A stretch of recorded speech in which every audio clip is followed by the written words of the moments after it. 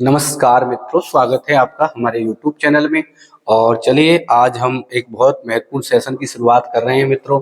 और ये महत्वपूर्ण सेशन आपको दिख रहा है, देखिए मैं आपको बता दूं, राज्य व्यवस्था एक परिचय यानी कि पॉलिटी एंड इंट्रोडक्शन की अगर हम बात करते हैं तो इसमें हमें बहुत सारी महत्वपूर्ण शब्दावलियां, जैसे कि अगर हम बात करें राज्य क्या है, सरकार क्या है, सरकार के अंग कितने होते हैं, ठीक है, कौन कौन सा अंग, क्या क्या कार्य होते हैं, ठीक है, संघात्मक शासन व्यवस्था क्या है, संसदीय शासन प्रणाली क्या है, ठीक है, अध्यक्षात्मक शासन व्यवस्था क्या है, ठीक है, इस प्रकार की बहुत सारी महत्वपूर्ण शब्दावलियां देखने को हमें मिलती है। तो चलिए मित्रों, करते हैं हम स्टार्ट। सबसे पहले जो शब्द है वो है आपके सामने, देखिए नजर आ रहा है पहला शब्द आपको मित्रों, और वो शब्द है मित्रों, आपको देखिए अगर हम बात करें तो पहला शब्द आपके सामने है राज्य क्या है। ठीक है, क्या दिख रहा है आपको? राज्य क्या है, क्या नजर आ रहा है मित्रों? राज्य क्या है। तो अब हम राज्य क्या है तो इसमें देखिए देखते हैं हम राज्य का मतलब क्या होता है। देखो हम बात करते हैं मित्रों राज्य क्या है। देखो आम भाषा में हम, जैसे कि अगर हम बात करते हैं मित्रों, जैसे कोई लोग वाग का कहना होता है जैसे राजस्थान, ठीक है, यूपी, बिहार, एमपी, ये मित्रों ध्यान रखना राजनीति की भाषा में, जैसे हम अगर जिस राजस्थान की बात करें, ठीक है, राजस्थान इस तरीके की बातें करते हैं, राजस्थान, यूपी यानी उत्तर प्रदेश, ठीक है, मध्य प्रदेश। देखिए मित्रों राजनीति की भाषा में इनको हम क्या नहीं कह सकते? राज्य नहीं कह सकते। ठीक है, राजनीति की भाषा में इन्हें हम राज्य नहीं कह सकते एक तरीके से। अब राजनीति की भाषा में राज्य किसे कहेंगे? तो राजनीति की भाषा में देखो मित्रों राज्य कहा जाता है किसको? भारत को। ठीक है, किसको कहा जाता है? भारत को।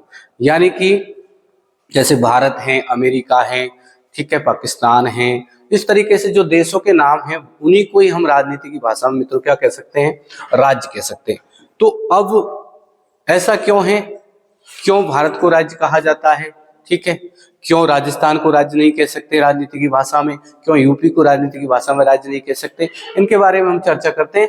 तो देखिए राज्य की अगर बात करते हैं तो राज्य में अगर हम राजनीति की भाषा में बात करें मित्रों तो भारत एक राज्य। आपको पता है मित्रों 1947 से पहले, ठीक है, भारत को भारत नहीं कहा जाता था। आपको पता हो तो क्या कहते थे? क्योंकि कुछ इलाकों पर ब्रिटिश साम्राज्य स्थापित था तो उसे क्या कहा जाता था? ब्रिटिश ब्रिटिश भारत कहा जाता था। क्या कहा जाता था मित्रों? ब्रिटिश भारत कहा जाता था। ओके, चलिए अब हम ये देखेंगे कि किस तरीके से भारत को राज्य कह सकते हैं, क्या क्या डिमांडें हैं इनकी, है ना, जिससे कि हम भारत को एक तरीके से राज्य की संज्ञा दे सकते हैं। कौन कौन से वो महत्वपूर्ण तत्व हैं उनके बारे में अगर हम बात करते हैं मित्रों तो चलिए देखो बातें करें अपन। अभी पहले इसको मिटाते हैं फिर बातें करते हैं। देखिए तो यहाँ आपने ये तो समझ लिया कि भारत को हम राज्य कह सकते हैं, राजस्थान, यूपी, बिहार, एमपी इनको राज्य नहीं कह सकते। ये एक तरीके से भारत की क्या है? यूनिट है। क्या है? भारत की यूनिट यानी कि इकाइयां हैं। प्रशासनिक दृष्टि से हमने राजनीति की भाषा में इनको एक तरीके से इकाई की संज्ञा हम देंगे। तो चलिए देखो हम बात करते हैं, अगले चलते हैं। तो देखिए आपके सामने है राज्य के प्रमुख तत्व।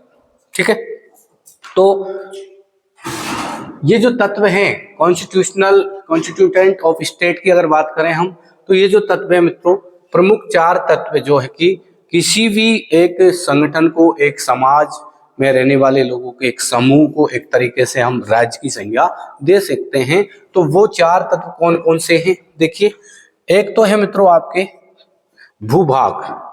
भूभाग को अपन इस तरीके से कह सकते हैं ज्योग्राफिकल एरिया, यानी भूमि का, पृथ्वी का एक भूखंड। ठीक है, दूसरा जो आवश्यक तत्व है राज्य के लिए वो क्या है?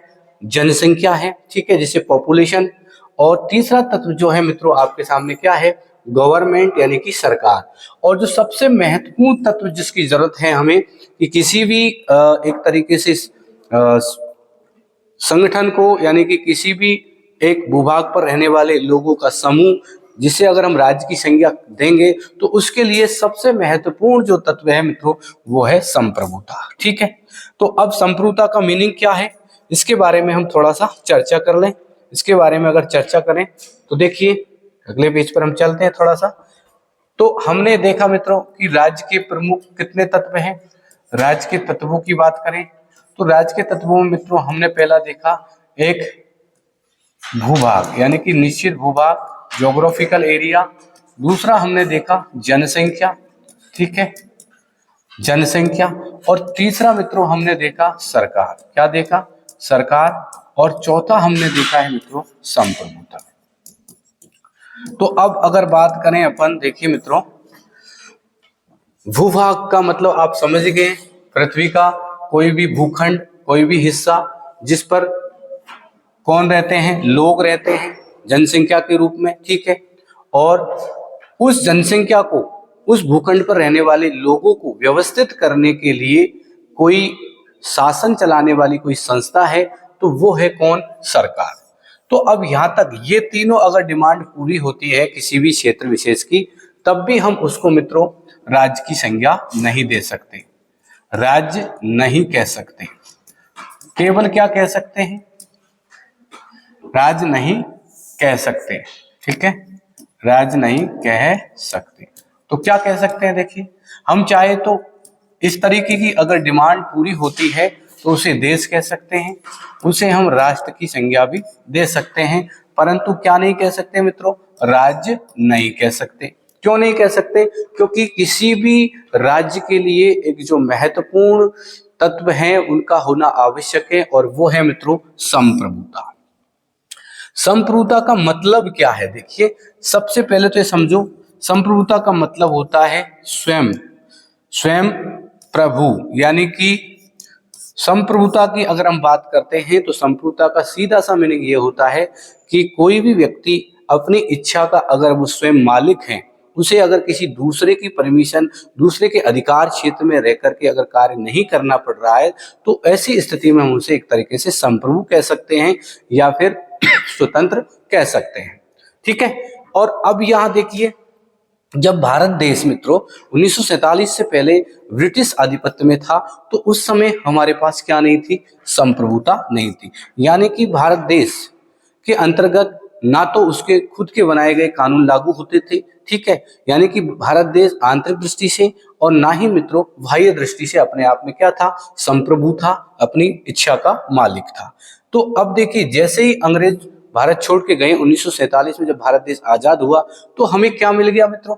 आजादी मिल गई। और आजादी के साथ हमें जो सबसे महत्वपूर्ण तत्व हमें मिलकर देखने को मिला वो था संप्रभुता। क्या था? संप्रभुता। तो संप्रभुता का मतलब अपने आप में प्रभु होना, अपने आप में मालिक होना, यानी कि अपनी इच्छा का मालिक होना, ठीक है। तो अगर हम बात करते हैं मित्रों किसकी? संप्रभुता की। तो संप्रभुता की जब हम बात करते हैं तो उसमें देखिए, संप्रभुता की अगर हम बात करते हैं मित्रों, तो देखिए मैं आपको बता दूं, जैसे मैं एक उदाहरण आपके लिए लेके बताता हूं, ठीक है। उदाहरण क्या है? जैसे अगर हम मान के चलें, क्या मान के चलें? जैसे एक हमारा पड़ोसी है श्रीलंका, ठीक है। एक देश हमारा पड़ोसी कौन सा है? श्रीलंका। एक हमारा पड़ोसी है जैसे पाकिस्तान, ठीक है। और हम भारत बीच में है, ठीक है। अब देखिए, जब भी भारत अपने आंतरिक मामलों की बात करें, तो आंतरिक मामलों में जो भी कानून व्यवस्था लागू करेगा, ठीक है, जो भी नियम और कानून लागू करेगा, उसमें ना तो इसकी परमिशन लेगा और ना ही इसकी परमिशन देगा। क्यों? क्योंकि हम अपने आप में क्या है? स्वतंत्र हैं, अपनी इच्छा के मालिक हैं। हमारे पास जो महत्वपूर्ण तत्व है वो क्या है? संप्रभुता है। हम संप्रभु हैं, यानी कि हम हमारे आंतरिक मामलों में भी क्या है? स्वतंत्र हैं। और जब भारत देश को अपनी विदेश नीति का संचालन करना होगा, किसका संचालन करना होगा? विदेश नीति का, तब भी हम जो निर्णय लेंगे, ठीक है, जो डिसीजन लेंगे, उनमें भी हम अपने आप में क्या होंगे मित्रों? स्वतंत्र होंगे। तो यहां भी बाह्य दृष्टि से भी क्या होंगे? स्वतंत्र होंगे, यानी बाह्य दृष्टि से भी क्या होंगे? संप्रभु होंगे। क्या होंगे? संप्रभु होंगे, ठीक है। तो राज्य का एक महत्वपूर्ण आवश्यक तत्व संप्रभुता, जो किसी भी एक राज्य को आंतरिक और बाह्य दृष्टि से क्या बनाता है मित्रों? स्वतंत्र बनाता है, संप्रभु बनाता है, अपनी इच्छा का मालिक बनाता है, जिससे कि वो महत्वपूर्ण निर्णय अपने आप में सेल्फ होकर के ले सके, ठीक है। और ठीक है, अपने कानूनों को आंतरिक दृष्टि से भी लागू कर सके। ठीक है, इस प्रकार की बातें हमने देखी। अब चलिए देखो तो कौन कौन सी चीजें हमारे समझ में आई। ठीक है, अगर हम बात करते हैं मित्रों, कोई भी राज्य हो उसे अगर हम राज्य की संज्ञा देंगे तो उसके लिए सबसे महत्वपूर्ण 3 तत्व हैं, 4 तत्व हैं, और वो क्या है। एक तो निश्चित भूभाग होना चाहिए। क्या होना चाहिए मित्रों? निश्चित भूभाग होना चाहिए। और उसके अंतर्गत निवास करने वाली क्या होनी चाहिए? जनसंख्या होनी चाहिए। और जनसंख्या पर शासन करने के लिए, जनसंख्या को व्यवस्थित करने के लिए, लोगों को समाज में ठीक ढंग से एक तरीके से वो व्यवस्थित रह सके, उस वजह से उसके लिए, उस पर शासन करने के लिए एक संस्था होनी चाहिए, और वो होती है सरकार। अगर ये तीन भी अगर हैं किसी भी एक क्षेत्र में, अगर ये तीनों चीजें हमें, ये तीनों तत्व अगर देखने को मिलते हैं, फिर भी हम किसी भी एक क्षेत्र विशेष में रहने वाली जनसंख्या और उसको अगर देखें तो एक तरीके से राज्य की संज्ञा नहीं देंगे। केवल और केवल हम उसे या तो देश कह सकते हैं मित्रों, और या फिर हम उसे राष्ट्र की संज्ञा दे सकते हैं, क्योंकि एक राष्ट्र के लिए केवल और केवल जनसंख्या, निश्चित भूभाग और उसकी एक अपनी एक निश्चित क्या है, संस्कृति होती है, और इन सबको मिलाकर के ही एक राष्ट्र का निर्माण होता है।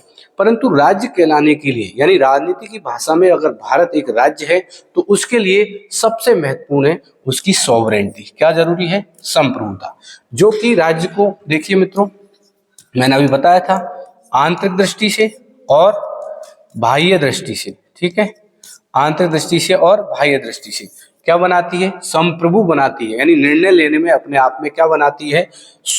स्वतंत्र बनाती है। क्या बनाती है? स्वतंत्र बनाती है। ठीक है, तो अब हम समझ चुके हैं। अगर आपसे प्रश्न पूछा जाए मित्रों, क्या पूछा जाए? अगर प्रश्न पूछा जाए कि किसी भी भारत देश को क्या कहेंगे, राज्य कहेंगे, राष्ट्र कहेंगे, या फिर राष्ट्र राज्य दोनों कहेंगे, तो आपका आंसर होना चाहिए मित्रों राष्ट्र राज्य दोनों। क्योंकि राष्ट्र के लिए आपको पता है निश्चित भूभाग, जनसंख्या और सरकार, और एक उसकी एक निश्चित संस्कृति का होना आवश्यक होता है, जबकि राज्य के लिए आवश्यक होता है मित्रों सबसे महत्वपूर्ण तत्व संप्रभुता। जिन राज्यों के पास अपनी संप्रभुता नहीं है, क्या नहीं है मित्रों? अपनी संप्रभुता नहीं है, ठीक है, उसे हम राज्य की संज्ञा नहीं दे सकते। तो राज्य के लिए जो सबसे महत्वपूर्ण आवश्यक तत्व है मित्रों वो है संप्रभुता। ठीक है मित्रों, तो कल हम फिर से देखेंगे कि जो महत्वपूर्ण शब्दावलियां, जैसे राज्य के बाद सरकार की बात करें तो सरकार किसे कहते हैं, सरकार के कितने अंग होते हैं, तो ये हम अगले वीडियो में देखेंगे। चलिए मित्रों, जब तक के लिए जय हिंद, जय भारत।